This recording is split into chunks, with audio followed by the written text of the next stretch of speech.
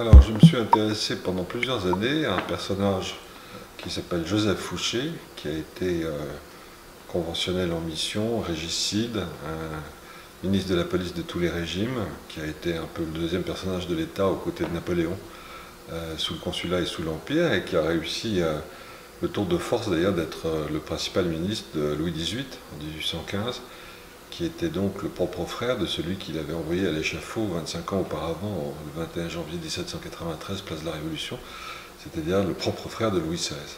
Donc c'est un personnage essentiel autour de cette charnière de l'Ancien Régime, de la Révolution et de l'époque moderne, du XIXe siècle.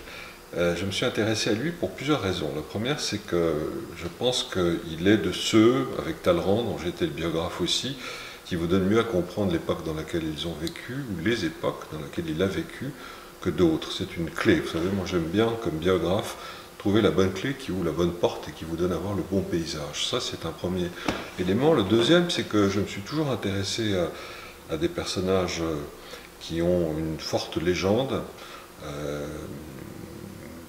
En ce qui concerne Fouché, une légende noire, parce que très très vite on l'a taxé de toutes les infamies et de toutes les violences révolutionnaires. C'est vrai qu'il a été, quand il a été conventionnel en mission à Lyon, celui qui a mitraillé le mitrailleur de la plaine des Brotteaux en 1793. Et donc ce qui m'intéresse comme biographe, c'est de séparer la légende, la mémoire de l'histoire et de la réalité pour autant qu'il y en ait une du personnage. Donc ce personnage bénéficiait ou était grévé d'une très forte légende, et donc ceci m'intéressait aussi. Et le troisième élément qui m'a intéressé chez lui, c'est qu'il est complexe. Il ressemble un peu aux poupées russes. On a la poupée apparente qui est le personnage officiel, celui qui crée la police moderne, celui qui participe à la destruction d'un ordre ancien qui est l'Ancien Régime et qui vote la mort du roi.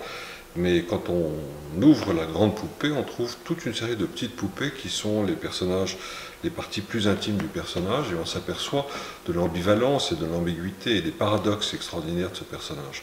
Et la construction psychologique que mène le biographe et que j'ai essayé de mener autour de Fouché, c'est précisément d'essayer de comprendre la nature de ces différences d'un personnage qui est à la fois, pour reprendre des références littéraires, l'inspecteur Javert des Misérables de Victor Hugo d'un côté, c'est-à-dire un homme absolument dépourvu d'affect et qui est capable d'exercer la violence d'État quand la nécessité s'en fait sentir, et en même temps le père Goriot, c'est-à-dire un personnage d'une extrême sensibilité qui a eu des rapports de très grande passion pour ses enfants et pour sa femme, et qui au fond se cache derrière l'homme de pouvoir qu'il a été.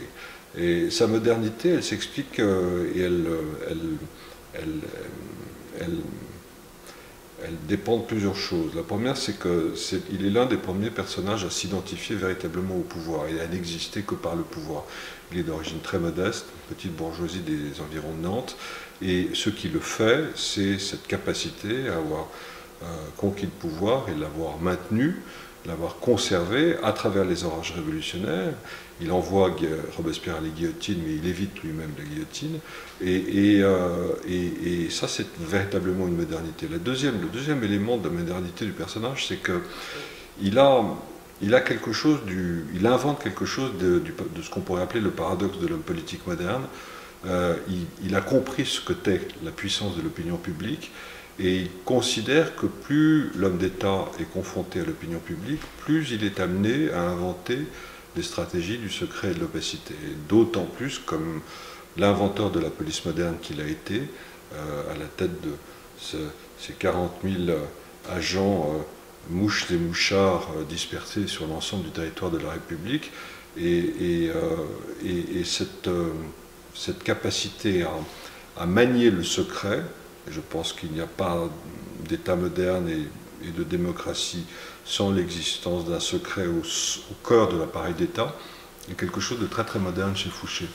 Et puis le troisième élément de modernité, c'est qu'il a vécu à cheval entre deux périodes. Il a été à la fois l'homme qui a détruit un ordre ancien, qui est l'Ancien Régime, ce qu'on a appelé l'Ancien Régime très rapidement, c'est-à-dire l'ancienne monarchie incarnée par Louis XVI, mais aussi celui qui a construit sur des principes tout à fait nouveaux, en particulier le principe de l'égalité, un monde moderne, et qui a participé à la réconciliation nationale comme ministre de la police aux côtés de Napoléon, après avoir participé à la destruction de cet ancien ordre. Donc cette espèce d'ambivalence aussi du personnage entre deux mondes est quelque chose qu'au fond on retrouve chez un certain nombre de nos hommes politiques contemporains. Donc voilà les raisons qui ont fait que je me suis intéressé à lui.